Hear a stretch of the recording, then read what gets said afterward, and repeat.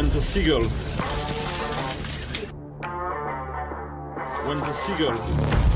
follow the trawler. Sardines will be thrown into the... Welcome, dudes and dudettes, to the Unathletic Footy Department podcast. I am Pete. And I am Dim. Welcome, welcome, welcome. As you may have realized, there was no pod yesterday, and that was because we were celebrating the victory from France with some nice raclette and quite a few adult beverages. So we decided that we will sum up yesterday's games and today's games in a epic 2-day pod. Are you pumped? I'm pumped. It's like I said, a lot of journalists are complaining. It's too many games in like not so much time. It's a lot of work for them, and I totally get it. Because we do this because it's fun and we enjoy it. But if it's actually your job, man, that must be very hard for the sports journalists. So kudos to them to bring us all that information, despite the hard work it requires to cover every day. I am exhausted, man. This is like I've been trying to watch most of the games or catch a little bit of them anyways. And man, those 2 a.m. games, my clock is now automatically, doesn't matter what time I go to bed, I'm like automatically looking at it. I see my clock and it's 1:45. I try to go back to sleep. I'm like, nah, roll out into the living room, watch those early games. And it's been definitely exhausting. And today I took a really long nap. Yeah, and it's a very, very long day. If you look at all the games, let's say 2 hours per game, that's 8 hours every day. And not even talking about, the post-game interviews and all that stuff. That's like, it's too much. I love football, but this is too much. Yeah, we were all so pumped up about it. Now we're all like, oh, just give us a break. Give us like only 3 games. Don't give us the 4. And please, don't do the 2 a.m. game anymore. We're sick and tired of that. But anywho, we're still in it. We're still in the thick of it. We've got some amazing results. I'm trying to remember yesterday's games. It's like it seems so long ago, man. And speaking of long and far away from us, what about that Australian team? The Australians, yep, they beat Tunisia 1-0. A little bit against the run of play. Duke got the goal, but. Yeah, it was a huge win for Australia, wasn't it?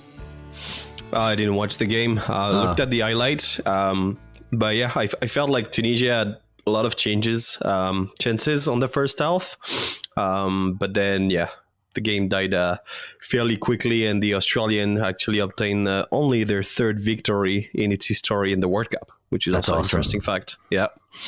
Yeah, cheers to the Australians. I know that down under they'll be partying. They'll still be partying for this one because it was probably a Sunday, and so they'll probably have a good Sunday session with the time difference and everything. So, good on the Australians. That's awesome. I wish us Canadians could have done it today, but we'll get into that a little bit later. Yeah, and then there was Poland against Saudi Arabia. Did you watch this one? I think some of the Saudi Arabians might be going home without a car. Yeah, I mean, I feel like they still dominated the polls most of the time. They were very physical, and I found them very attractive, to be honest. So, I don't know. Back to my good old team saying that some teams only revolve around one guy. And I think that was the case. So I think the Poles were lucky to have Lewandowski. Finally, and Zielinski, who actually scored his first goal in the World Cup. So good player. I wanted to say young blood, but he's 34, I think so. Yeah, like it seems like the Polish team's one of those older teams. It seems like to me, but I could be completely wrong. But yeah, you pointed it out right. The Saudis played really well. They've done their country proud so far, and they do play an attractive brand of football. They just missing that killer instinct at the top end of the pitch, I think. But I think it helps when you have 12 or 13, I think it is, players who all play for the same club, and they're so familiar with each other, and they are truly a team right now. Yeah. I've heard the Saudi Arabian goalie is not going to get his Rolls Royce. because apparently they're manual, so you need your two hands to drive. Ooh, yeah. That was awesome. So yeah, that's about it for me on this game. Like I want to say no surprise, and on to the best game of Saturday. Oh my.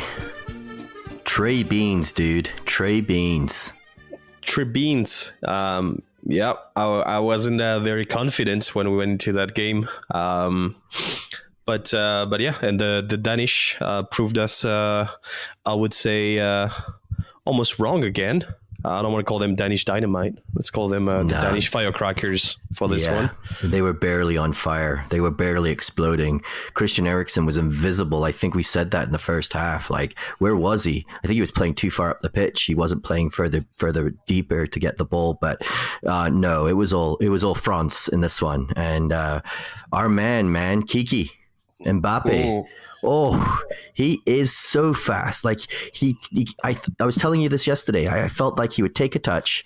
The ball would be like, I think, oh, that's a bit of a heavy touch. The defender's going to get there. And the defender's ahead of Mbappe. And Mbappe is already ahead of the defender when he gets the ball. It's like insane. He was so skillful. He made that Polish guy fall onto his bum by doing a little dummy and just dominating. Like we already know he's on the world stage and he's like one of the top players, but he's just said, hello, I'm here. Goodbye, Messi. Goodbye, Ronaldo. Guess who's taking over? Yeah, it was. I mean, to be fair, the playing against the Danish, they have very compact block. It's really hard to project yourself up front, especially on the left and on the right. So I think we did a good job with this. I was happy that actually Giroud got subbed. Yeah, he wasn't very good, was he? No, not his best game, but I think Griezmann though took over, not only defensively, but it was everywhere. He's here, defense, he's there, he's everywhere. Grisou, as we say. But yeah. It was a beauty to watch, but so I would say Mbappe. Then we got Griezmann that did a very good job on this one. What about that Rabiot shot where he almost did like that scissor kick? And I'm like, I feel like, who is this? Who's this player that almost signed for Manchester United? And everyone was like, no, we don't want him, but we still don't want him. But in a French jersey, he's good, man. He played well. Yeah, he did a decent game. I'm changing my mind about him. I think there was a lot of bad blood about his previous history with the French selection and his mom. There's a lot of story about his mom, yeah. So like I said, Rabiot mom, if you want to talk to us, please feel free to call me on my French cell phone number 0678298717. Thank you. Or you can connect with us on Twitter at Unathletic Footy. Either one. His phone number or Twitter. We'll take DMs. You can slip into our DMs, and you can give us the old Rabiot. To be honest, if she's on Twitter, I should follow her because I must be freaking hilarious to hear her comment everything about what her son's doing. Yeah, I no doubt. Two other players that I was of course as soon as I saw the starting lineup, Varane was on and he had that glorious chance in the first half. Just great to see him get some fitness, and he's just a solid as a rock back there. Maybe he is the Rolls Royce that the Saudis wanted. Maybe. I was about to ask you because of course he's a United player, but I think with Upamecano, like both of them, I see a greatness in the future of the French selection through this World Cup because we need to be also very good defensively, and I really like their dynamic. So yeah. And then also, I thought in the ratings that I was looking at, I think Dembele got rated a little bit lower than what I was seeing. I just liked his directness. He can play with his right foot, left foot. I mean, I think the Mbappe overshadowed everything just because he was absolutely amazing. But take Mbappe out of this game, Dembele, I thought was a factor. I mean, he wasn't as good as Mbappe, but I think that's a really dangerous attack you've got there. Yeah, no, I think Dembele did a good job. To be fair, like I don't think he deserved like a great rating. He did his job, so yeah, sure, you pass, but nothing crazy. And also, he was subbed off at the 75th with command, so maybe he could have him for greater stuff. Oh yeah, but yeah, Giroud overall disappointing on that offense. Very clumsy at some point, like a finish, to be honest, and overly tired. So I was happy to see Marcus Thuram actually get in. But even if didn't do much, albeit give the young blood some time on the pitch and some experience. So I think Marcus Thuram will shine next game. Were you getting nervous when it was 1-1 until like the 85th minute? What were you thinking? It's always going to be on Kiki. Like I said, like you really need to get into those what we call the half space. So between, let's say, the left and the axis, you got like that small segment, and that's only where you can get your occasions against the Danish. Based, sorry, on what I've seen and what I read, and I was getting very frustrated because we kept going through the left, of course, because Mbappe is playing on the left, which makes sense. But I was a bit scared that we were not trying to actually go through the axis to center, and always tried to do left. It was getting boring, and you're like, if it's not working, the Danish not going to back off. They were really strong on their positions, and we got lucky. Not really lucky because it was a beautiful goal. It wasn't lucky. Yeah, it was good. But still, like the Danish could have had 1 point out of this game, and I wouldn't not have been pissed. But yeah. It was a great test to see the resilience of the French squad, even though most would have expected them to win. I think that's good because now you can kind of take a bit of a breather in the next game. You don't have really anything to worry about because you're not going to lose to Tunisia if you tied. No, we're done. You're qualified, you're in, but maybe this is a time where you kind of rotate a little bit and get some of the, like maybe Thuram starts instead of Giroud, you know what I mean?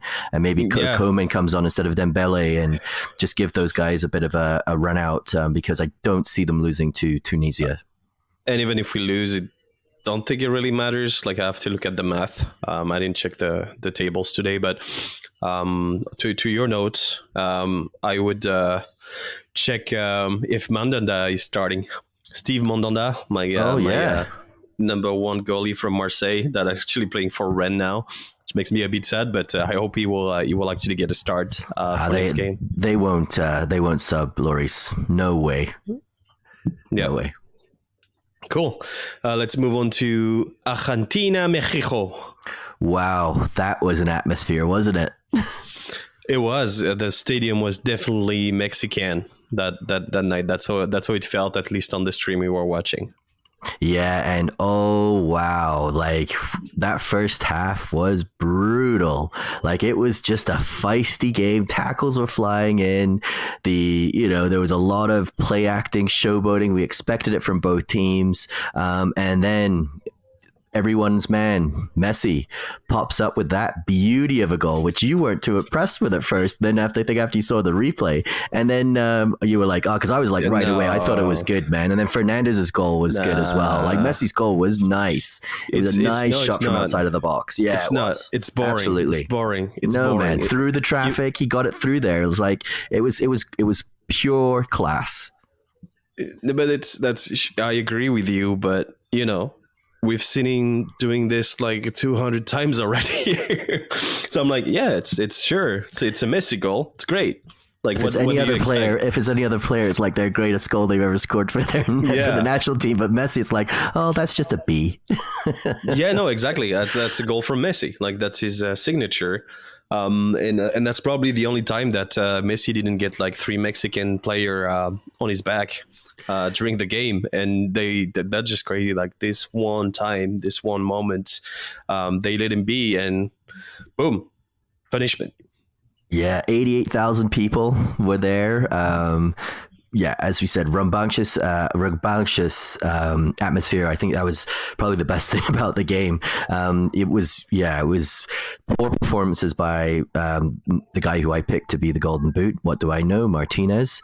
The Mexicans, just hunkered down, didn't they? It was just a weird one, wasn't it? It was I don't want to say weird one. I really enjoyed it. I did too. I wish Mexico actually won this game. Yeah, I wouldn't have minded that. One, maybe it would have been different in Mexico. Managed to have a better quality touches and finish. But I don't know. I think back to the same old team is going to say the same old thing, and I'm going to say the same old Argentina.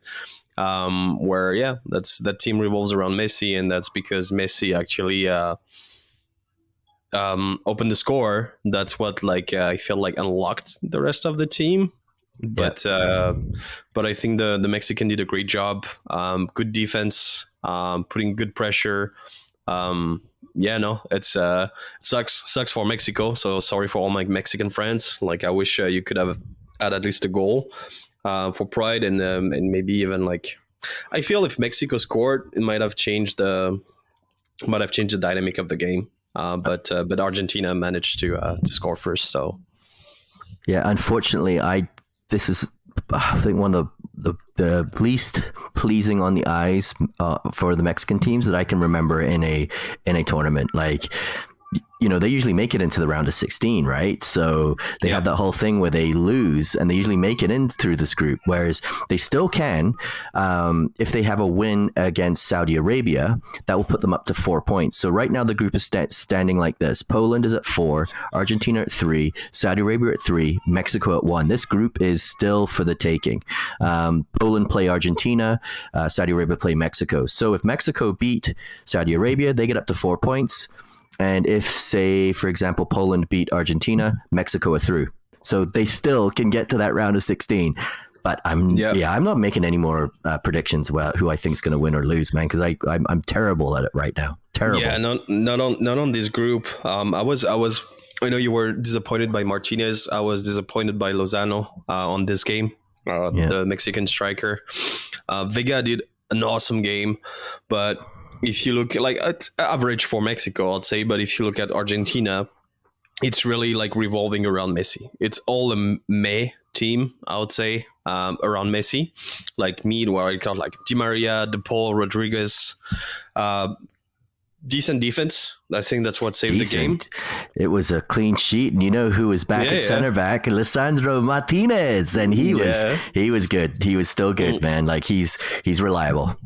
No, that was great defense. But when you look at the mid and Martinez at the front, it's just it was a mid team around Messi. I think I read somewhere they just called it the blend atoms revolving around Messi or something like this, making that analogy. And it really felt like that. And they have a good team. It's not but then again, if you take Messi out, then really when I look at it now and kind of watching them play, they do have some quality players in there, but but I think Scaloni was the better man. Tata fucked up. I think he should have made more changes around halftime, which Argentina did, and I think I think that paid for Argentina, but Tata being stubborn, and to be fair, the Argentinian must be very happy now that he lost this game. But I think the coaching could have changed the outcome of the game as well. So not really happy with Tata on that game. That Poland-Argentina game and that Saudi Arabia-Mexico game are going to be huge. This is going to be a group to watch out for, because it'll be really interesting if Argentina finish second and how that affects their round, because then it'll be a heavyweight battle. It'll be against I think it's the winner of France, isn't it? I think it would be then France-Argentina. Yep. I got to start looking at that now. Who's going to be playing who? It's 1D, 2C. So that's it. That's who it would be. Oh, anyways, we can't get ahead of ourselves. Maybe Mexico will qualify and Argentina still won't. So who knows? Maybe Saudi Arabia will qualify. Who knows? All right, cool. Let's move on and today's games, Japan versus Costa Rica.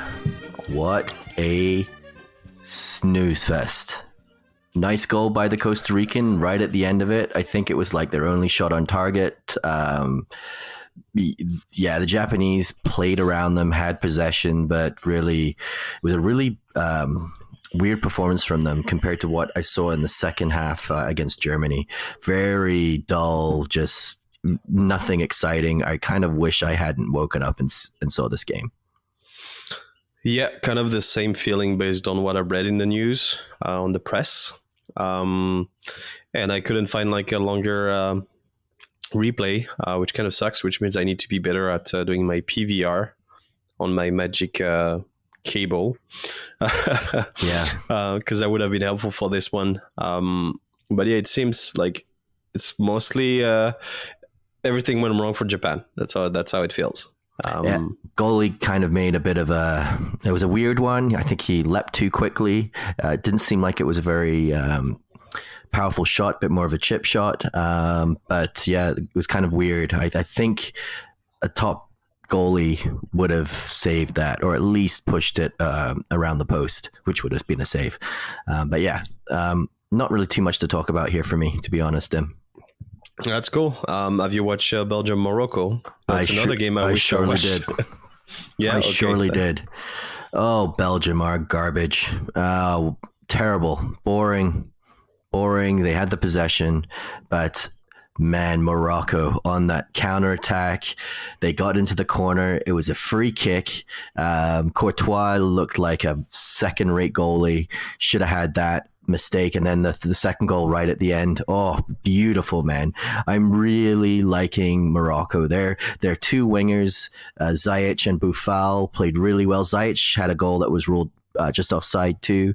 And the manager's not afraid to make substitutions. Like, he took Hakimi off, who you would think Hakimi is one of the better players on the Moroccan team. Took him off with about 15 minutes to go or something like that. No fear whatsoever, and really happy that they got the win. However, a bit sad that they got the win, because them winning made it really hard for Canada. If Canada won or tied, that would make it really difficult. And us losing is just, because we're out now. But no spoiler for people. Oh, sorry.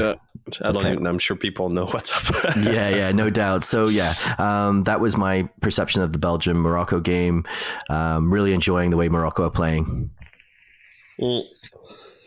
Yeah, I don't know. I was just surprised about Courtois' performance to take 2 goals in general like this. French people are blowing the whistle that, the Red Devils, not the real Red Devils, the selection Red Devils. There's like there's something really wrong. That's up. So I don't know what's going on in their group. It happens to the best. Like France, remember when we went on strike in the bus? That was ridiculous. But maybe they have, their own dirty laundry they need to clean together. So, well, it's obvious they do, because Kevin De Bruyne before this game came out and said that he felt the team was too old based on the performance against Canada, and they're not going to do anything. And then now apparently the defenders have said, well, maybe if our attackers weren't too old, then they would have scored goals. And I don't know why Eden Hazard is playing. I think he should be a sub. He hasn't played anything for Real Madrid.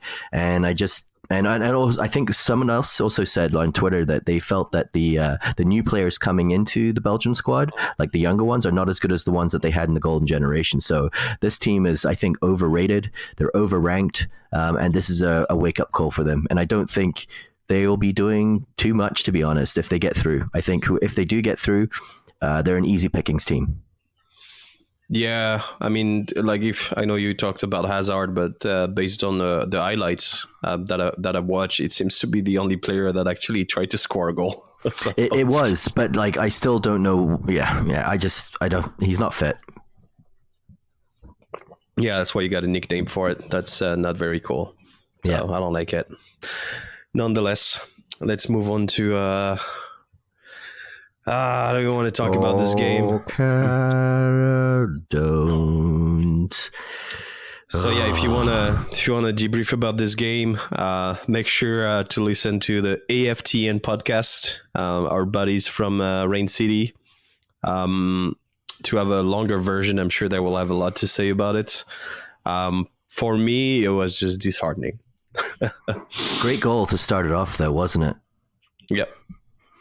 No. I was about to bet on Davis being the first scorer of the game, and then everything went blank, and then I couldn't bet on it. And then I look at the TV, and then boom, what a goal from Alfonso. And then what happened? I don't remember. It was like a certain midfield, like quality midfield of Modric, Brozovic, and Kovacic. They then took complete control of this game.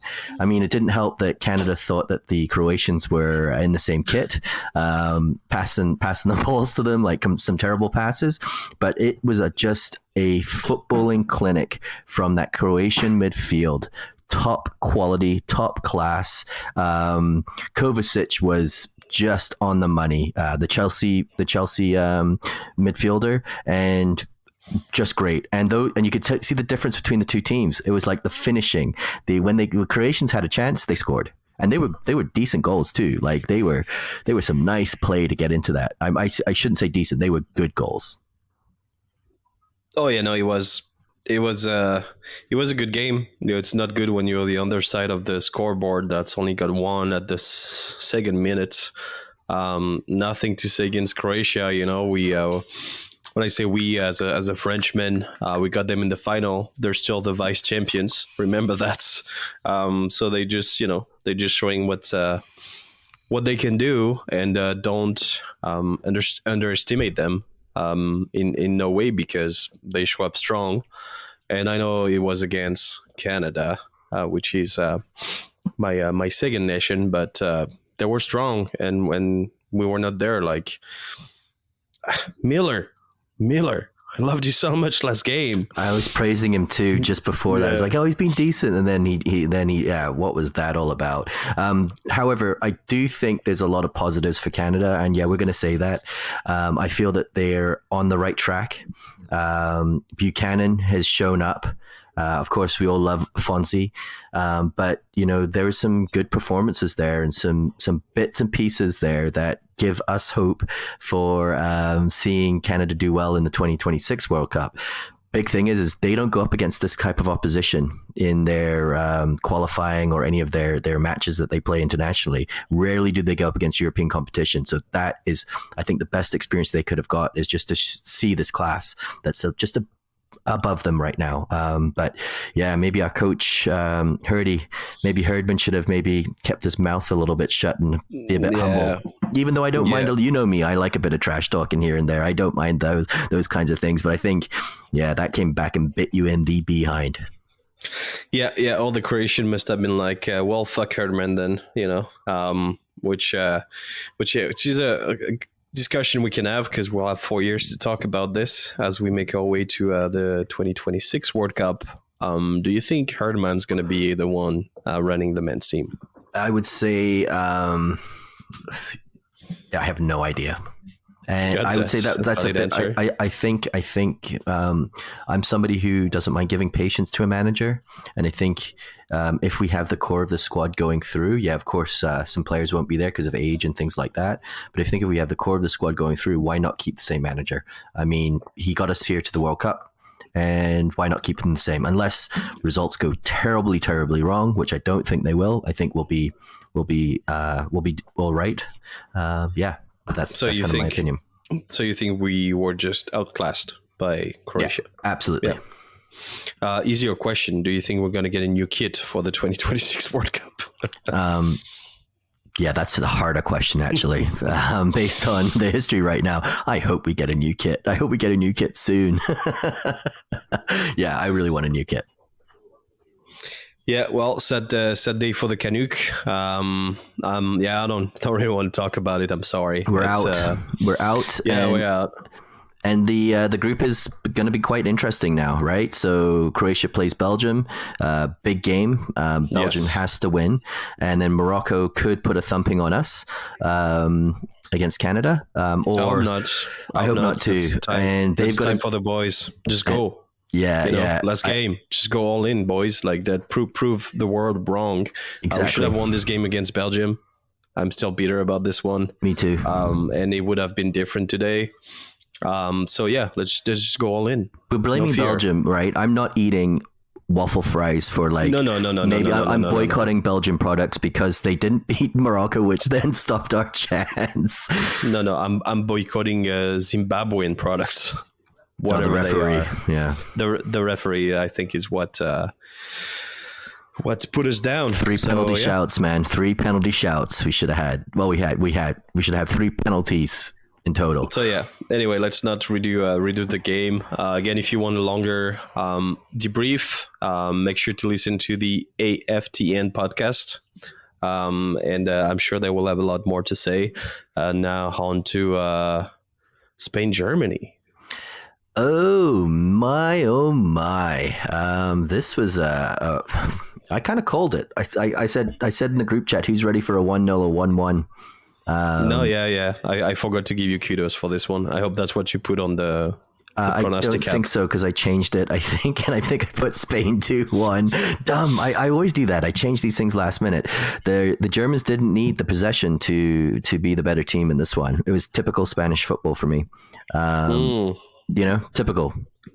What do you mean typical? I think they were very good at controlling the ball. I think they were being too audacious. We were being too audacious.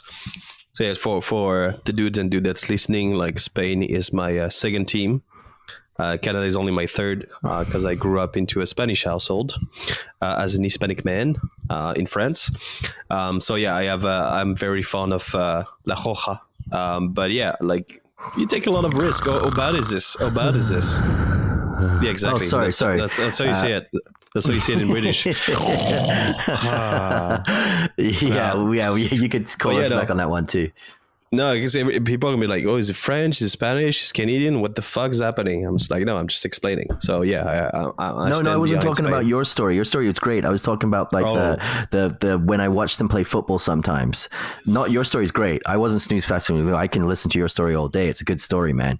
What I'm saying is, I didn't actually say it, and you can't read my mind, is that I sometimes get a bit tired watching the Spanish team play because they play that very effective, very good possession-based football, which for me, I kind of, I like a bit more direct. Yeah. I don't mind a long ball every now and again if it's done right. I don't mind possession as well, but I do like a bit more of a frantic style. And yeah, the Germans did it again. They showed up when we all counted them out. I did not. Like we've seen a lot of those games where, like England, Iran, it's like 6-2 and people are like, yeah, it's coming home. It's coming home. It's coming home. But when you get like a good tête d'affiche, which means like, a good teams, or at least in history, that play against each other, then it's a different dynamic. And I was happy for the German to score. So it was well deserved, and like you said, like it was boring possession. I think Torres had a bad game, in my opinion. He could have made the difference, but he did not. So here we are. Füllkrug was the German guy who scored. I was trying to figure out how to pronounce his name. I'm like, Füllkrug. The one player who's shown for Bayern Munich how good he is this year, but he's showing a lot of people who don't necessarily watch the Bundesliga. Musiala, the guy who the young kid. Could have played for England as well, but chose to go to Germany. I think he's one of the guys that you actually highlighted in your player to watch. Yeah. And he is just showing up now. Like you can see he's got something about him. Oh yeah, no, like him and I hate to say it, Rudiger. He's one of those weird ones. He has a great one. He does these weird things. He does goose steps. I think he likes to have a lot of fun on the pitch, and he's a bit of a fan of the dark arts too. The dark arts. What is the dark arts? You know, Can there's you, like little things like the cheeky pulls, the standing on your foot, you know, the kind of, you know, like the Diego Costa kind of, but he's the next level, you know. Rudiger has a little bit of that, but it comes more off like a bit more fun, I feel. I don't mind. I don't mind some of the antics, man. I know a lot of people hate it when he does the goose stepping down the thing with against the Japanese team. But yeah, that was, or the knee high thing. I don't know what you're supposed to call it. Yeah, in French we say knitting when you knit. Okay. Because you go like left, right, right consistently. Yeah, The high steps. We don't call it just knitting, like stop knitting. Brazilian is a good example of what knitting is. But you know, sad for Muller. Why sad for him? I mean, because you know, he was doing a poor job and then got subbed off by the young kid Musiala, and then you know, yeah, it's like is a star not shining anymore, and then it's time to give it to. I'm saying this because everybody thinks Muller is like 35 or something, when he's probably, how old is he? He's like probably 28, and no, he isn't. He's probably like 32, isn't he? But we all feel that he's so old because he's been playing in World Cups for like the last 12 years. No, exactly. No, that was a joke. Like 2 World Cups ago, he's actually in the late 30s. Not late 30s, early 30s. Yeah, he just feels old, doesn't he? He just looks old. He just, I don't know, just maybe because we're so used to seeing him because of all the finals and all the World Cups Germany have been in, except for last year's. They exited pretty quickly. Yeah. So yeah, no, and now, like you said, got subbed by. I don't know. It was. I don't know. It was bittersweet, but I think that's what we up for moving forward. And I know we already talked about this with the next World Cup being with the next being with like 48 countries. I've heard people saying it was going to be interesting because you know, everybody's got a chance something, and every game can be different. But when you see the big team actually going against each other, it's very different. Like you can see it's not like football champagne, and there's more into it. Sorry, I'm not expressing it maybe properly, but it's great to see 2 top champion teams play in a group match is kind of what I'm getting. What you're saying is that, you know, in the other format we might not get this like colossal Spain versus Germany. I don't think there's any other group that has 2 of like the typical bigger nations against each other. Yep. And we're going to kind of slowly miss that is kind of what I'm getting from what you're trying to express. And I kind of feel the same way. You know, with that draw, this has actually done a really good job for this group because it's going to be really interesting now for the next round. Yeah, no, exactly.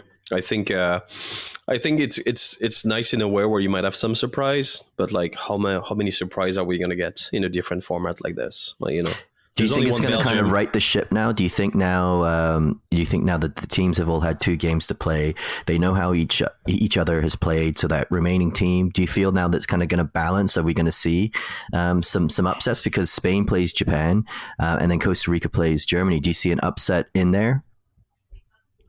I don't. You think Spain win, Germany win? Yeah. So that means that Spain and Germany go into the next round. Oh yeah. Which is what I called. I actually had Spain topping the group in this, and Germany is second.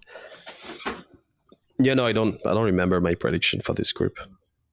But obviously the 2 going out, regardless, like of the position of Costa Rica and Japan. I think I put Japan third, obviously. Wouldn't it be crazy in another dimension if Japan beat Spain and Costa Rica beat Germany, and those are the 2 teams that go through? That would be wild. That will be wild, but then, like, you know, then I'm not sure the round of 16 is going to be that interesting. For one team, they're going to be loving it. But yeah, I know that's where kind of my whole, I don't mind an underdog win during the group stage, but I do like to see the big teams go through. Unless you're playing England, I'd like the easiest path possible. But actually, it doesn't matter. You got to beat the team that's in front of you, right? So, but yeah, it would be so. I just think about that. It would be so weird to see Japan and Costa Rica go through to the next round. Yeah, let's. I mean, I don't know. At this pace, everything's possible. But what game are you the most excited about for tomorrow? Can you guess? Can you guess? Can you guess? Cameroon, Serbia.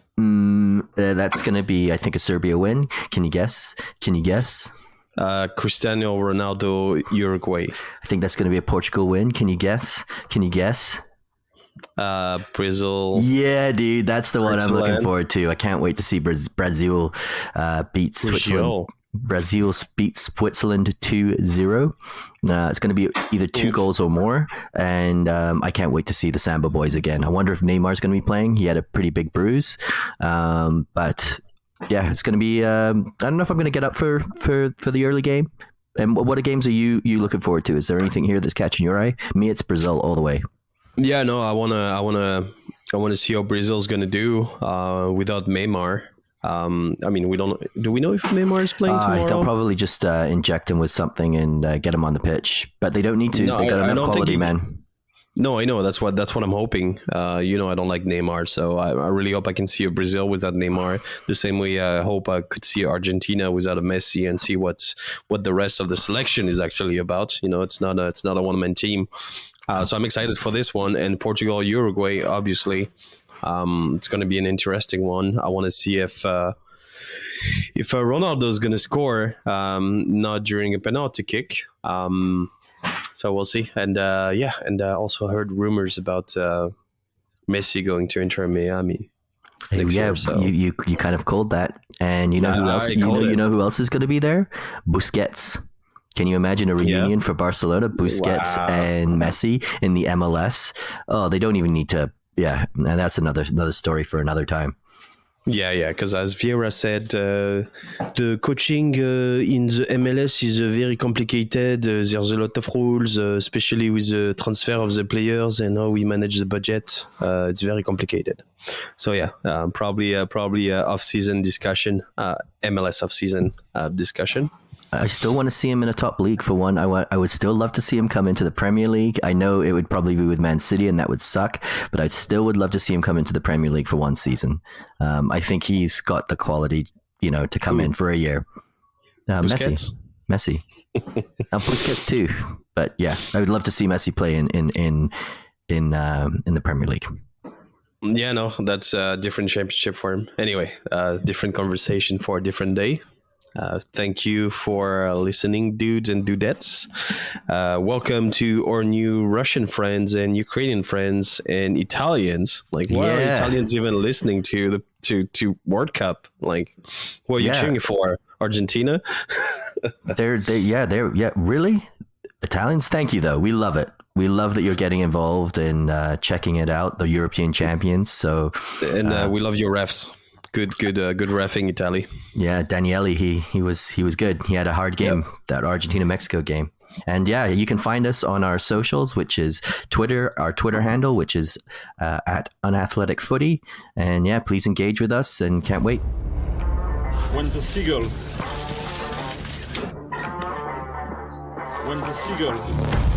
follow the trawler, sardines will be thrown into the sea.